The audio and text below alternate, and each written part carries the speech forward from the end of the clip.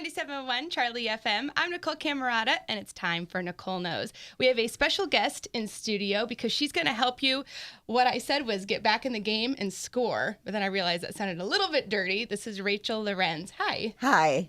But that's kind of true. When you've been out of the dating scene and you want to get back in, you don't always know what to do. Absolutely. Especially men. Especially men over 40. Especially men over 40. Uh-huh. And because it's customary for the man to ask the woman out, do they always have the self-confidence to even want to try? Very rarely. They're stuck in their old ways and they don't know how to proceed. So where do you come in to help them? I come in, first of all, with image, because I think a lot of men who have been married and are divorced or haven't had much luck and reached the age of 40, I think that they're still rocking the 30-something look. And, that's not what women who are serious about finding a man really takes to. And I think that it's time for them to up their game and become the men they are on the inside. Now they have jobs. Now they have, careers that they're moving forward with. They have a little bit of bank, and they're still looking as if they're, directly out of college. And they haven't branded themselves. What they are on the inside, no woman is buying because he's not advertising it on the outside. And we are consumers, whether we like to believe so or not. Absolutely. I read on your website, which is sheshouldhaveit.com, that within 3 seconds of meeting a lady, she's already made important decisions about your character, your work, and your level of education. How scary for a man who's wearing the In-N-Out Burger t-shirt to a function. Boy, you can say that again. Absolutely. And that's what they do. The old take me as I am, this what you see is what you get, seems to be the common way men think. And they don't realize that women are shopping for men in much the same way they're shopping for services and products. They're looking for a good, attractive outside. They want the inside too, because when you purchase something, you want the quality. But you're not going to purchase something if it's really unattractive on the outside. So they miss their golden opportunity to meet the right women because they're sending the wrong message. So after image, you help them also say the right things, act the right way, kind of prepare them for the actual date? Yes, I do. Yes. Are they nervous? They are nervous, and I think they're more nervous because it brings out their insecurity, and no one wants to face that. I think it's very difficult to face that we're insecure about something, so they tend to hide it. But once they realize that they can learn ways in which to approach women, they become more comfortable and more self-confident, more self-assured. So it's rewarding to watch these men go from saying, I'm insecure or I don't know what to say to women, to being able to go out there and actually have an opening line that's fresh and new and makes them approachable. And sexy, because confidence is sexy. Absolutely. So if they seem self-assured, she's going to definitely recognize that across the table. Of course she is. Across the room, she's going to recognize it. So you mentioned fresh pickup lines. Can you give one to our listeners, maybe? Something that's original and effective? Absolutely. I think one of the things men don't realize is that a pickup line isn't necessarily something that they have canned. And so have you been here before? Or do I know you? Those are, old, stale, and women don't go for them. I ask them to draw from their environment. So if they're at a party, they might know the host, and they might bring up, something about the host and how wonderfully the party was put together. Or it could be as simple as the weather.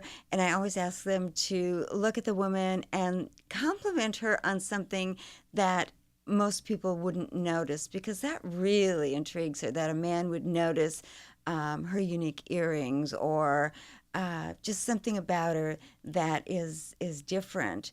And that just perks her up. And compliments are always wonderful for women, and it draws them in.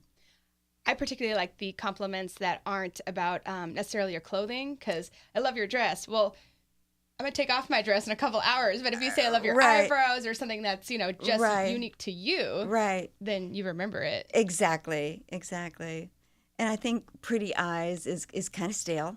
because I think that's one that men use a lot. So, it can be the color of your hair. It can be something that you've chosen to wear, mostly accessories, because we women spend a lot of time picking out accessories, and we believe men don't notice. And so if he were to notice a unique pair of earrings or a necklace, that says to her, I have really good taste, and he really noticed what I put into going out this evening. And chances are she'll bore you with how much they cost and where she bought them, and it'll keep the conversation going. Exactly. Because we're famous for that. Yeah, exactly. We can't not tell you where we bought something. It's kind of funny. Not. So tell me about the non-daters or the neo-daters. The neo-daters are those guys who have been single for a long time, whether or not they've been divorced or never been married, and they begin to believe that they will never find Miss Right. They don't understand why. They're the most difficult men to reach because they're really more stuck in their ways and a bit more difficult to break out of their old patterns.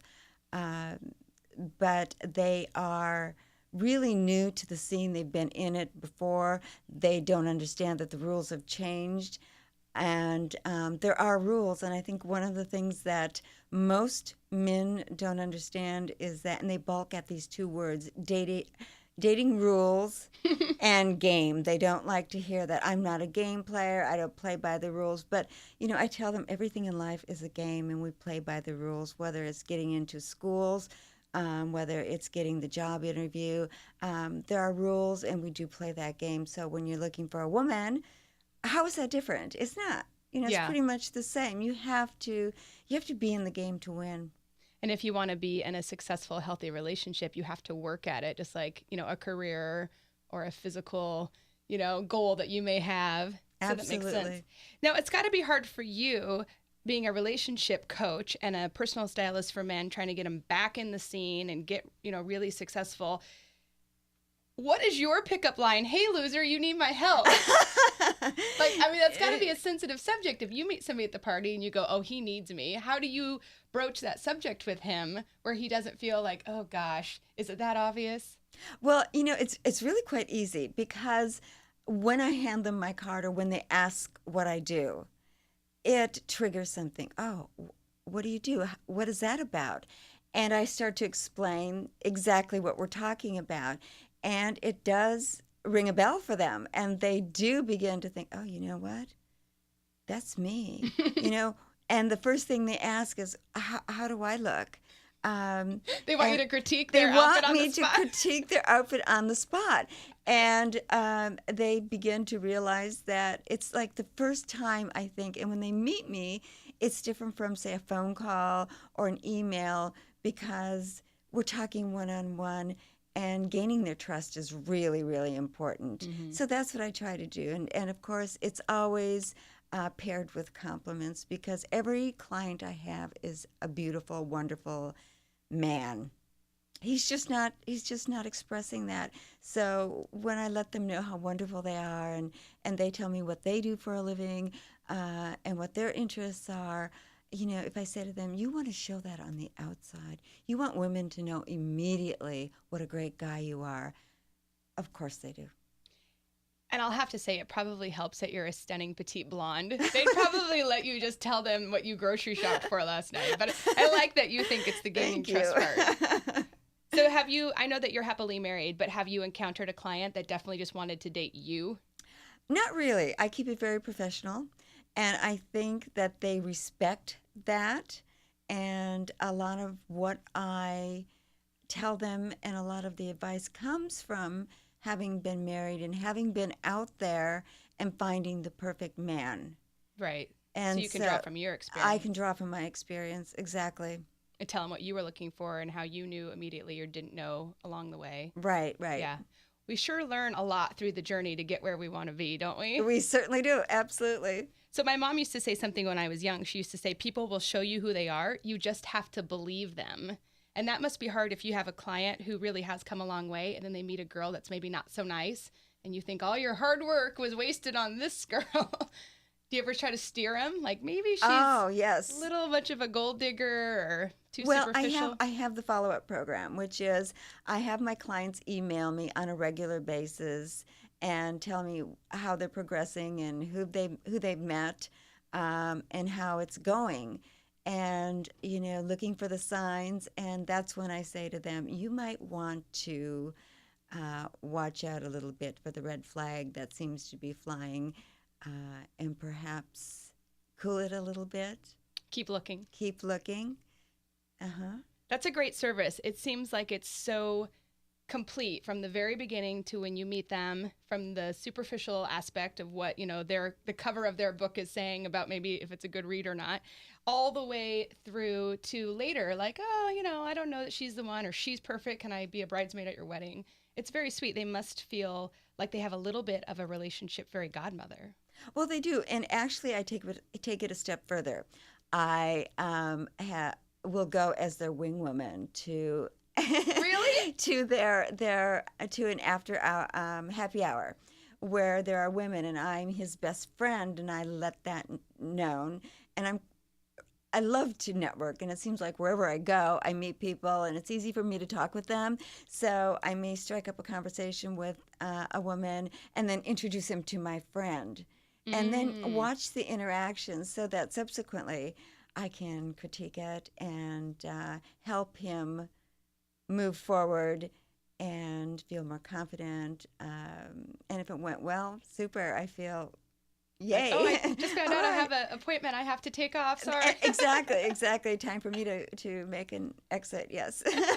So that way you get to see the animal in their natural environment. Precisely. Not just over coffee with you, but actually if they get nervous or what they say. Yeah. So do you have any tips for a woman who's maybe on the prowl to meet a nice guy? Would you say, maybe give the one in the rock bottom t-shirt that's, 55 but still rocking the 30 look a chance, or? Well, I say no. And I say because women have worked very, very hard to become who they are. They're very in tune to their appearance. They have careers. And do they really have time for a fixer-upper? That's my job.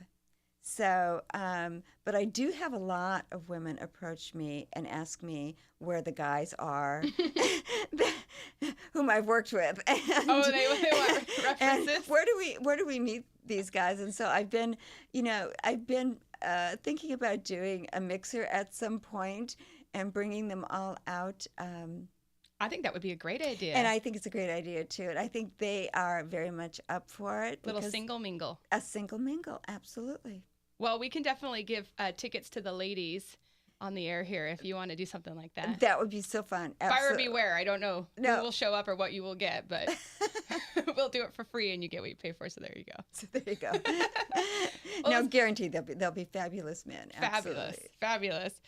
It is a pleasure to meet you. Being lucky and love myself, I definitely feel like it's a great goal. And there was a time that I just thought, absolutely not. Haagen-Dazs and red wine was my very best shot at a happy life. And then, bam, it all came together. So definitely keep up hope there, everyone. And visit her website. It is sheshouldhaveit.com. And I like that there is a lot of articles and blogs that you have written or collected for men to become experts on women, because they are not going to pick up Good Housekeeping and Cosmopolitan and all of these magazines. So they can go to your website, see how lovely, gorgeous Rachael is, and then read all of the things that you've kind of condensed for them. Yes. Like clip notes. Exactly. And that's the purpose of the blog. So they can go, you're not going to find them in the self-help aisle in a bookstore or downloading on their smartphones, dating advice or books or whatever. But this gives them a short read and helps them get into the minds of women a little bit. And it keeps the playing field a little bit more level. They're on the same page, yeah.